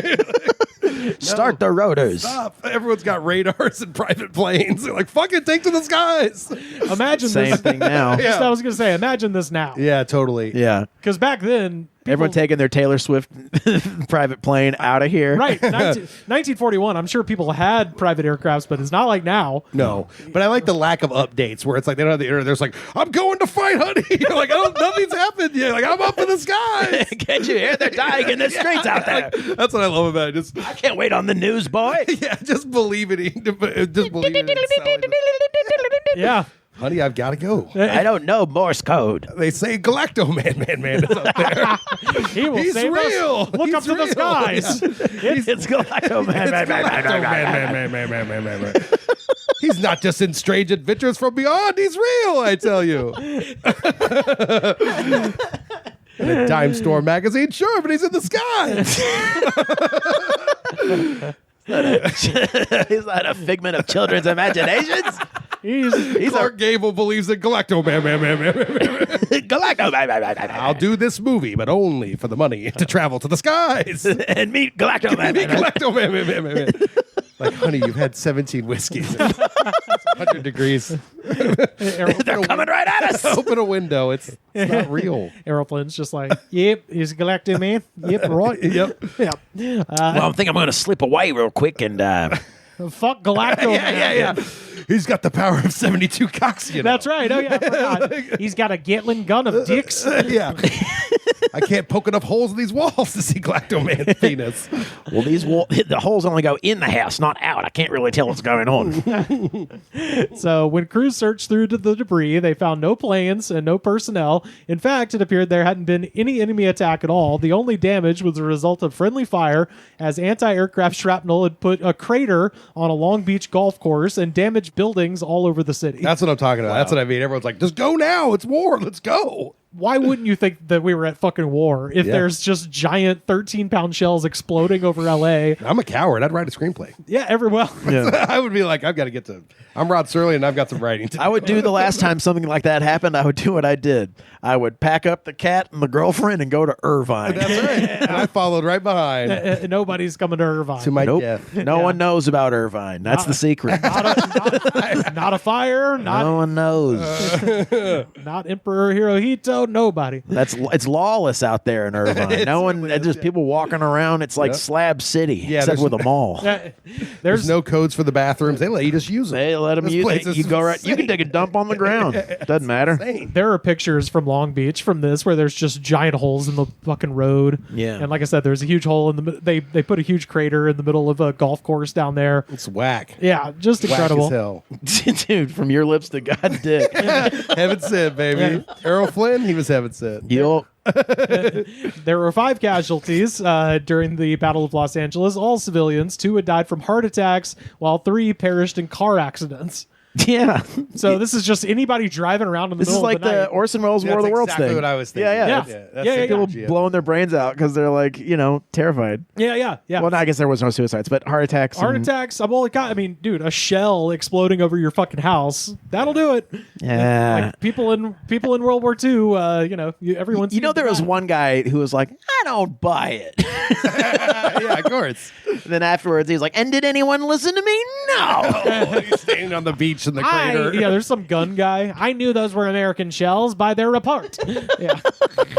You can't tell from the sound? Yeah. Yeah, I just love a world of not double checking anything. You're like, fucking honey, it's all over. You've got to kill me and I've got to kill you. Like, what? You're like, yes, now. Drive the car into a bridge. Galacto-Man is on the way. Oh, thank God we didn't do that. Yeah, exactly. That was close. So you want to have another kid? What? Yeah, I don't know. Want to have a scotch for the house? What are you going to do? It's a simpler times. Yeah, that's nice. I like limitations. Give them. So basically, see, that's what it's like having just Bandcamp. Yeah. Self-imposed limitations that are equal to flying planes into the sky. It's the same thing. Yeah. I agree. So, and you support your friends' bands. That's right. What are you, 16? So, based on the evidence, Secretary of the Navy Frank Knox held a press conference where he stated that the raid had been a false alarm due to growing anxiety and nerves over the war. I was like, you guys did it. Yeah. You're supposed to be the one with the information where that doesn't happen. We're the ones who are allowed to freak out, not the fucking Army. Chief of Staff of the U.S. Army, General George C. Marshall, blamed the firefight on enemy agents flying commercial airplanes over the mainland in an attempt to instill mass hysteria. However, people were skeptical of this explanation, and he later backpedaled on the statement. Again, the guy who, with Dwight Eisenhower and Patton, fucking won the European theater of World War II. At the end of this shit, he was just like, oh, yeah, it was probably some pranksters flying aircraft into our airspace to freak everyone out. I was like, I think you guys freaked everyone out with the 1,400 shells. Yeah, it's like dying of a heart attack because your house is getting TP'd. Yeah. Like, I think it was people on hang gliders. People coming in here like Miles, Tails, and Sonic the Hedgehog. It's a stunt for one of those Borat like Miles Teller, Tails Miler, and Sonic the Hedgehog. He flicks a cigar at the camera at the Victrola. I'm spent. But yeah, so after the war, the Japanese government released its own statement claiming that it never flew any airplanes over the U.S. during the conflict. You motherfuckers is crazy. Yeah, Our statement is, y'all crazy. Y'all crazy as hell. And that's after the war, too. So they got nothing left to lose. They're like, yeah, we didn't actually do that. And they also didn't need to release the statement at all. They're just like, let's just remind everyone that you guys are dumb you're as shit. dummies. Yeah. Most believe the airborne item initially believed to be an enemy aircraft was actually a weather balloon, which, if we got any Roswell heads out there, come on. Weather balloons used to start some shit back in the days of Galacto-Man. Man. Dude, so much swamp, so many weather balloons and swamp gas are responsible for sightings of Galacto-Man. That's how they beat him. They got 6 weather balloons and they sent them into the atmosphere and they surrounded him with swamp gas. Yeah, totally. That's how he died. It's like when that Goodyear blimp was out the other day. It kind of made me the think. Marty Supreme blimp, but it changed his mind about Timothy Chalamet. Yeah. It's now a Goodyear blimp. Damn, dude. Don't ever fuck with ballet and opera. Don't ever fuck with Chalamet, I say. In 1949, the U.S. Coast Artillery Association noted a balloon had been set aloft at approximately 1 a.m. on the morning of February 25th, 1942. It stated that the device started all of the shooting and concluded that once the firing started, imagination created all kinds of targets in the sky and everyone joined in. Classic mass delusion. I love this. What a time. But also mass delusion caused by actual shells exploding over LA. Yeah. It's like it's a mass delusion, but also it's like, Yeah, it's like when my girlfriend cheated on me, but she was flirting with everyone. So I should have fucking known. No, It's exactly like that. That's what Errol Flynn. That's what Clark Gable had to say. Errol Flynn, Flynn, man. Errol Flynn, man. Errol Flynn, man. Right. All right, that's a Guinness and a half talking. There's one left. One of you boys has got to kill it. One of you boys going to pee your pants. One of on you the boys is podcast. going to get naked. Come on. So some believe an enemy attack did happen and was covered up. It was speculated that a secret base had been built in northern Mexico and that the Japanese had stationed submarines offshore with airplanes within them, which I'm like, good luck taking an airplane off from the top of a submarine in any time, but especially 1941. And others believed it was a tactic staged in order to give the defense industries an excuse to move inland. That sounds probably logical. Which they didn't. They're still down there. They're all in the same spot. I keep trying to move inland. Yeah. This is too expensive. I keep getting priced out of San Bernardino. Yeah. Move inland. I don't know what it is. I can't move into Inland Empire. I keep getting priced out. Conspiracy theorists lean towards the belief that the object seen is evidence of extraterrestrials. This was exacerbated by a photo published in the Los Angeles Times on February 26, 1942, featuring searchlights trained on an ovular object in the sky. Said subject was never recovered nor seen again. And this is the picture, and we'll throw this up. I mean, if that doesn't look like Galacto-Man, I don't know what does. Come on. I mean, I don't know what does, folks. Come on. That's the Hollywood Hills, and that's the. Is that a photograph or a drawing? Well, so here's the thing. Is that an artist rendering? This is what was published in the newspaper, and you can see it all kind of comes together at a point there, and people are like, "Oh, that's a UFO." This is a retouched photo, so they think that they took several pictures with these spotlights and kind of composited them together. I see. Which was very common at the time. The So it's been doctored. It has, yeah. Even in the 40s. It was retouched before publishing. Retouching photos was common practice in order to improve the contrast of black and white images, meaning the appearance of a UFO is likely the result of this process. This incident was later satirized in one of Steven Spielberg's best movies from 1979, 1941. Still never seen it. Never seen it either. I mean, because we all know what it is. We all know it's a failure. Large proportions. So, yeah, 1941 is like a slapstick comedy with John Belushi and Dan Aykroyd. John Candy. And it's about the shelling of the initial shelling from Santa Barbara that we talked about. Wow. And then it goes. Is it about that? And then it goes in like a slapsticky direction. And it ends up where like they get so paranoid they end up like shooting the Ferris wheel at the Santa Monica Pier that rolls off the pier. See, it's not a bad idea. With all this crap we've been talking the whole time is basically that. The problem is Steven Spielberg shouldn't have written or directed that movie. And someone else could have, because this is an interesting incident. It was written by him and Zemeckis too. Oh, yeah. So I'm like, that should have been a Zemeckis movie. Honestly. For sure. Way more apt. Way more comedy zany guy. comedy, especially back then. Yeah. But it's also 79, and there's a part of me that it just stuck in Steven Spielberg's ass that George Lucas did American Graffiti so well. He's like, I could do a comedy. Yeah. And you're like, just do the alien shit. Yeah. They were all cocky, and like I do think that's one of the things of like, let's see how much I can stretch out. And you're like, not very much. Go back to the heartwarming fucking, or like family at the center, right. Like that's what you know how to do. Yeah. Your mother, fucked you up. Let's just go back to that area and, and eventually make a movie about it called The Fablemans. That's 70% good. Yeah. But yeah, at the beginning of the movie, an actual Japanese submarine shows up, and then that causes just fucking chaos. Yeah. Spoiler alert. Throughout the city. Like, yeah. I wish it were good. I know it's definitely not. I kind of want to see it. That's like something I would love to see at like Joe Raines' house. Yeah, totally. You know what I mean? Like, let's just show up at his fucking house and make him watch it. I mean, I've seen Dr. Demento at his house. Yeah. And had like Dr. the best Detroit, time. Dr. Detroit. Oh, Dr. Detroit. Yeah, it's like Dr. Demento's. Dr. Demento is Weird Al's mentor. Radio. I was going to say, don't radio guru. Don't talk no shit about Oh my God, Dr. he's Demento. Jacked up on Bloom. He's knocking. There it is. Yeah. We got it all here, folks. Is that a train I hear? Yeah. Oh my God. Oh. I got a Dr. Minnow drawer. This is like the guy's a regular Dr. Detroit over here. Look at this guy. Yeah, this is like a 1940s Galacto-Man radio show now.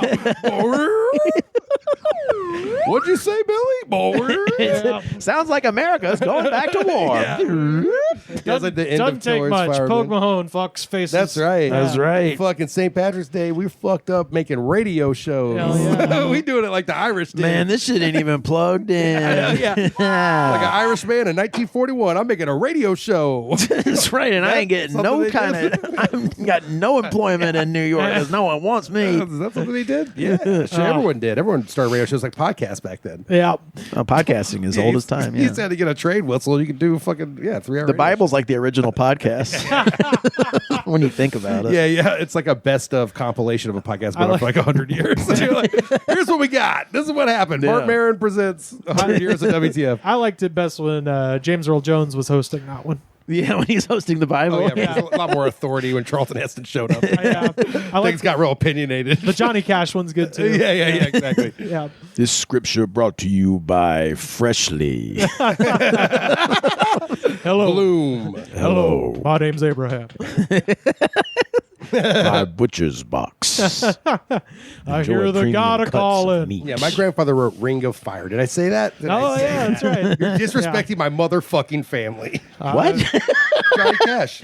Oh, right. Yeah. But you don't even know your own history of the things you make fun of. And that's what's the problem with the modern generation. I fell into a burning bush of fire. Galacto-Man.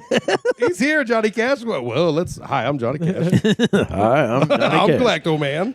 I'm joking. I didn't do anything with Ring of Fire. I just was around. People talked about it. Yeah. Told me it. Well, yeah, that's the Battle of Los Angeles. Didn't know it was the basis of 1941. It's the basis of 1941. Makes me want to watch the movie. It really is I a think good we idea. should.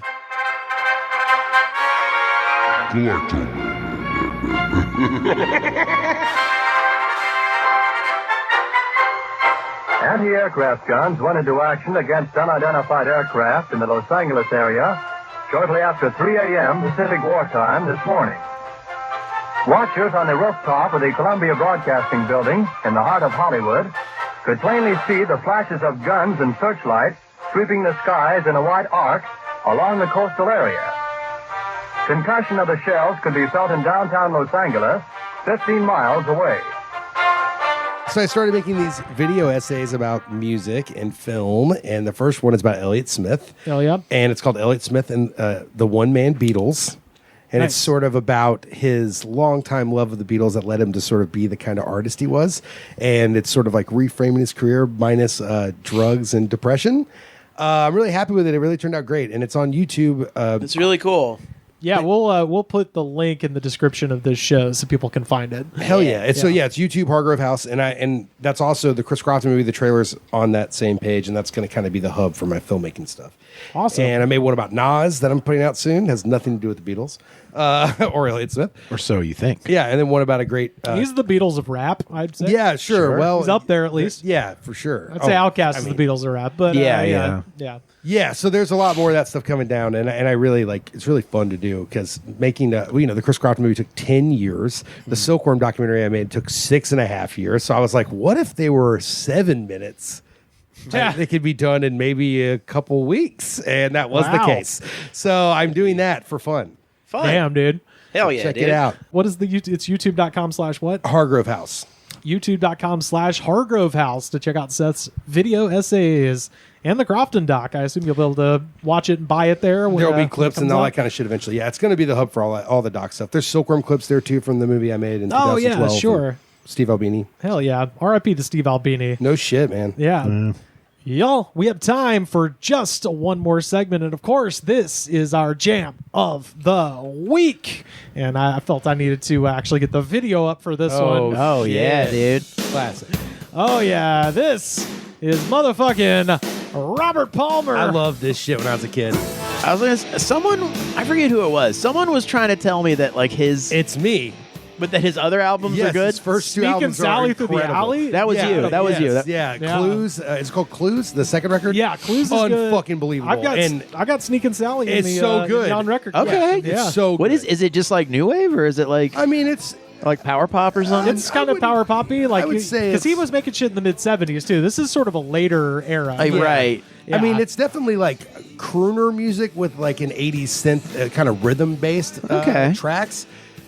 I don't know. It's similar to, I guess new wave, but it's a little bit more sincere than that. It's a little bit more like melodic, and Yeah. he's a great singer. Well, thing I came to figure out is that this video, for those listening and not watching, this video, we rewired the brains of an entire generation of people. Of course, Robert Palmer is he's wearing a tie and a white shirt, and behind him are a bunch of women with like kind of slick back, like wet look ponytails, a shitload of makeup, looking like Patrick Nagler paintings, and then for sure, you know, black outfits, and they're pretending to play instruments.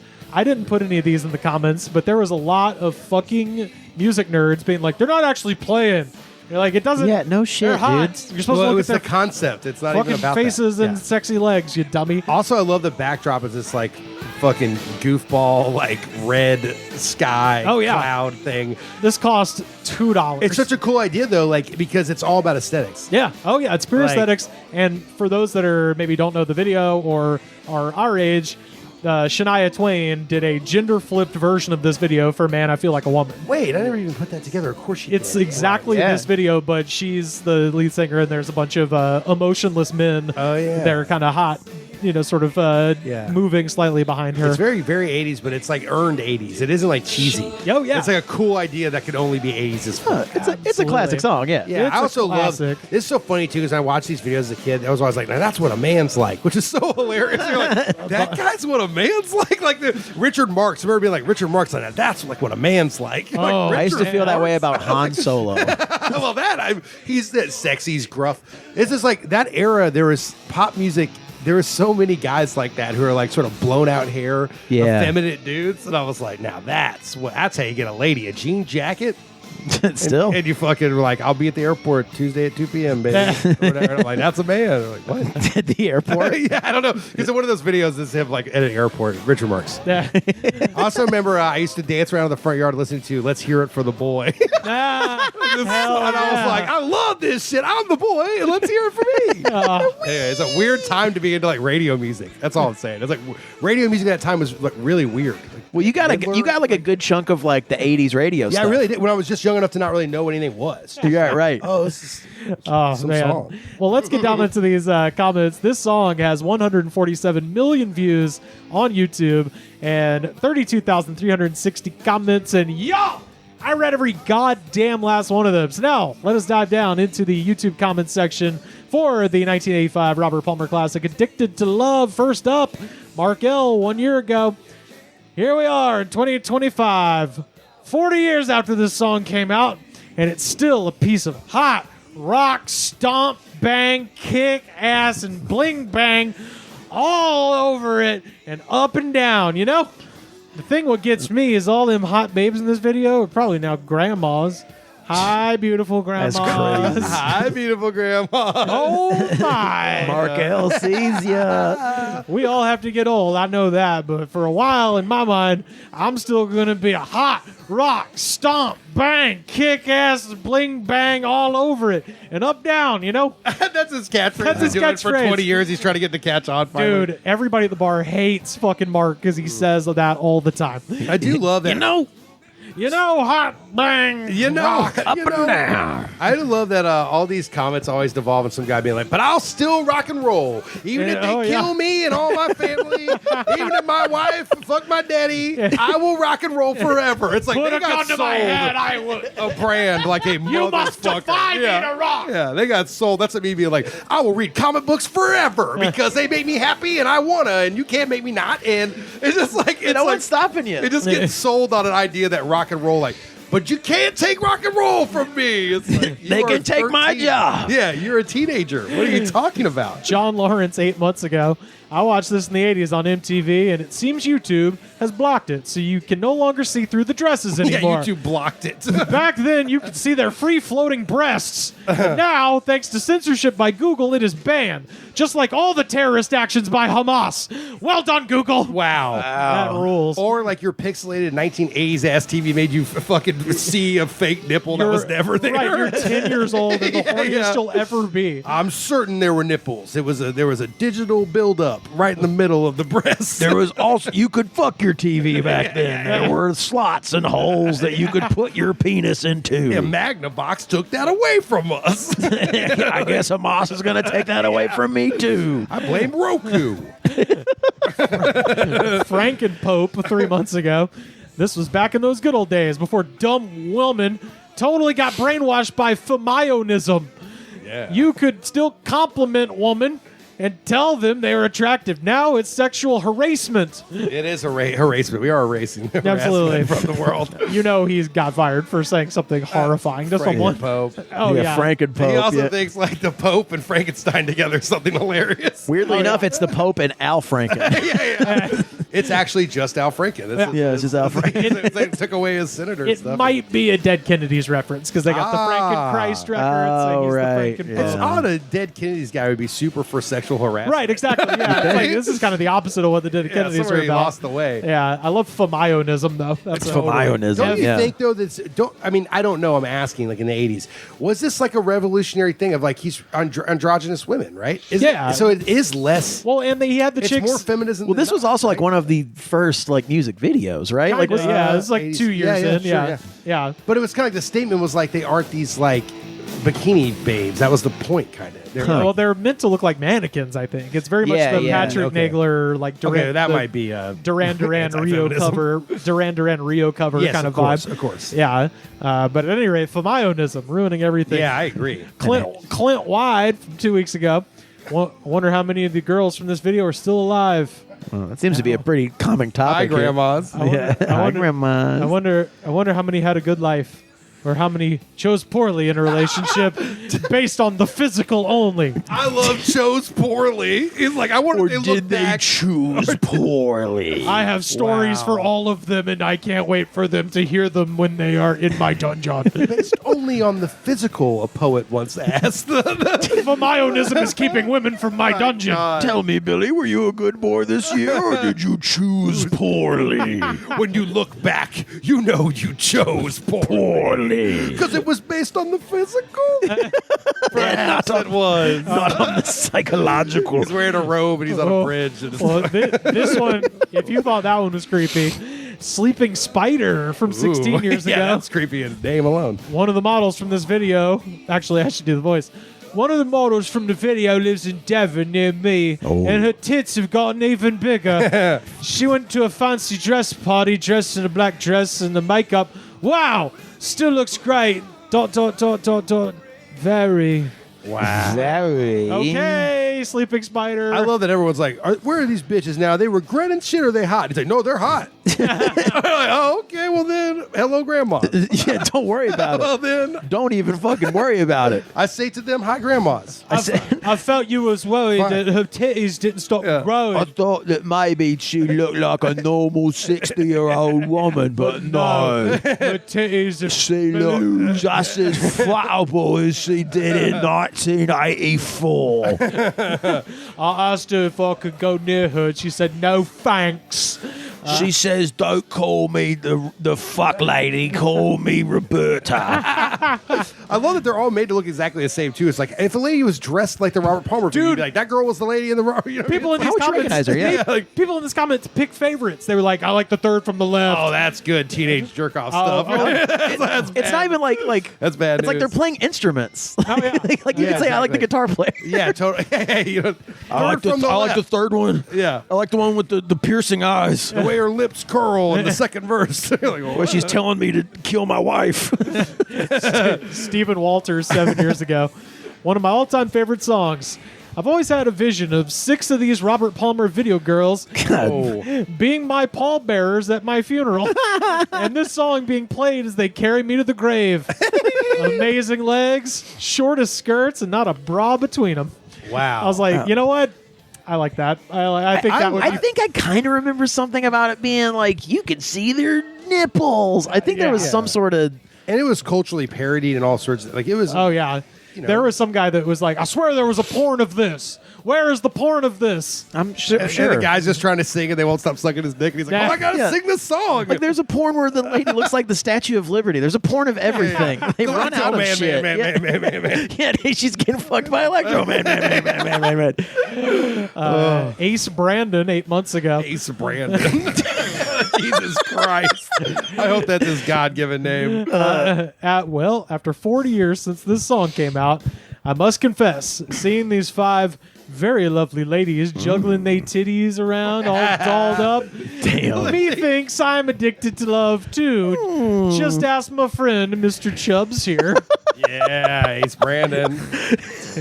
As typed by my boner. Ace Brandon's at least got a sense of humor about his boner. Oh yeah, just ask my friend, Mr. my Chubbs. friend, Mr. Chubbs. Fart sound.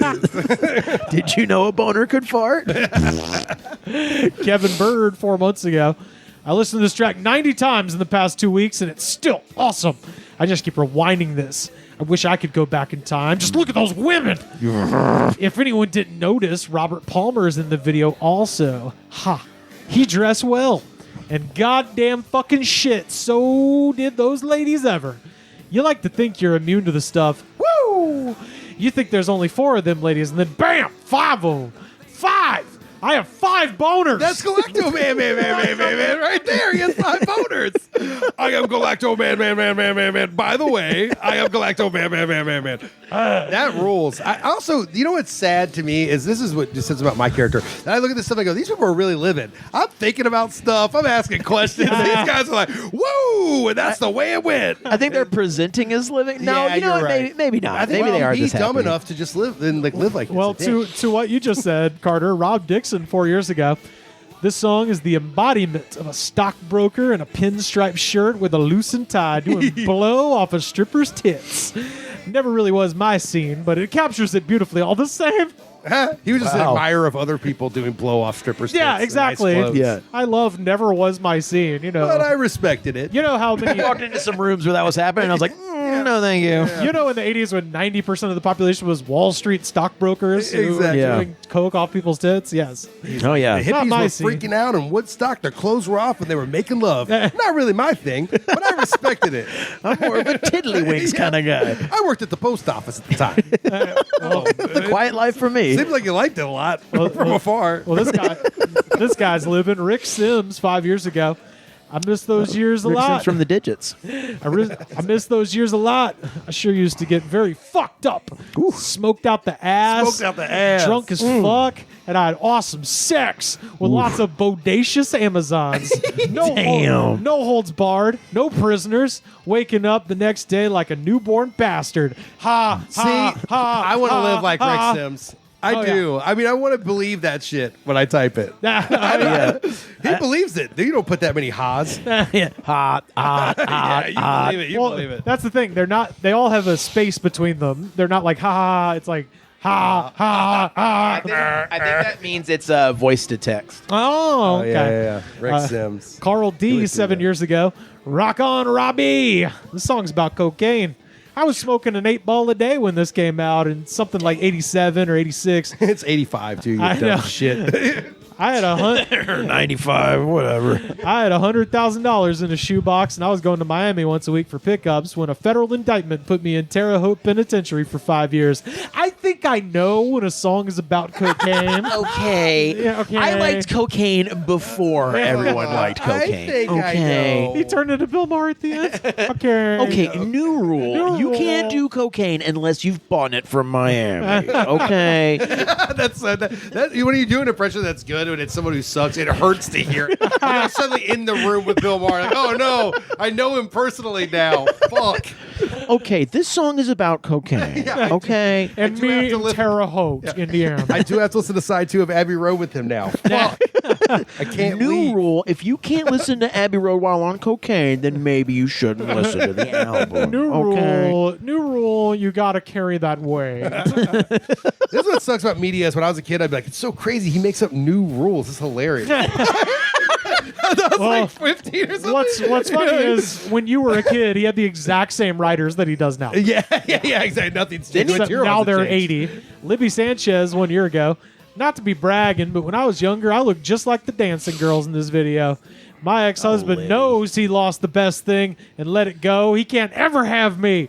But he wants to get away from his new wife that clings to him. He wears the dress now. So great. Yeah, see? Libby Sanchez is really living out there. That's right. Yeah. She didn't choose poorly. He did. I like to imagine she was married to this guy, Petey Spinoza, 3 years ago. Petey Spinoza. Checking in. When my oldest son was 18 months old, he would hear this come on MTV, stand in front of the TV in a woman-induced trance with the pacifier.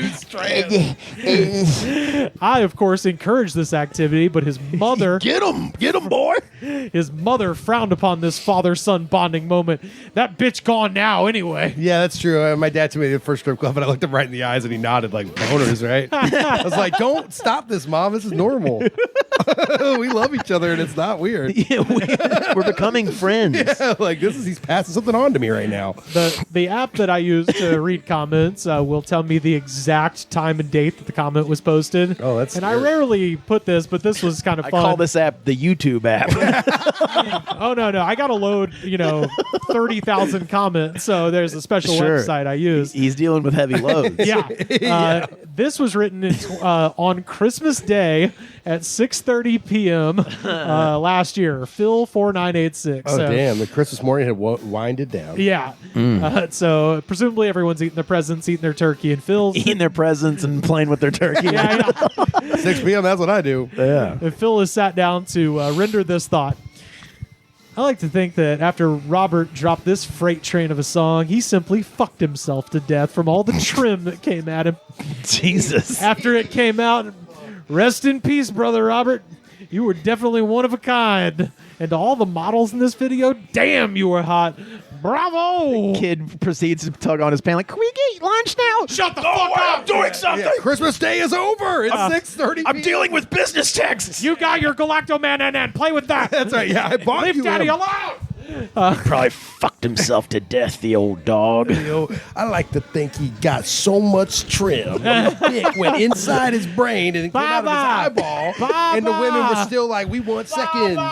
we crave seconds. Yeah. Ooh. Well, he did push-ups over their grave site. Baba. And he didn't get married, and he didn't make choices like that because he respected himself. What do you want? Also, it's like that screams, I've never had sex, dude. Yeah, When it you does. fuck, sometimes you do it to death. It's so crazy, and it feels so good and amazing, and all these bitches won't go away. Everyone knows that your dick explodes when you have sex. We all know that. So clearly, a guy like this was fucking all the way. How many times can one guy's dick explode? Yeah, how many meals do you think he had a day? Maybe one? He was fucking, man. He had to. Anyways, Merry Christmas. Anyways, Merry Christmas. You like your toys or what? Bring me the eggnog with extra Jameson. And finally, Procopius from 4 years ago. That's not a word. Procopius. That shit is Procopius. I'm 61. I was mostly in punk bands in the 80s. Girls were sexy as fuck back then, glamour being full effect, mixed with that new wave futurism. Even the punk winches were smoking and truly edgy and actually counterculture, not mainstream corporate tools like now. Ooh. And to be honest, it wasn't that they looked hot back then.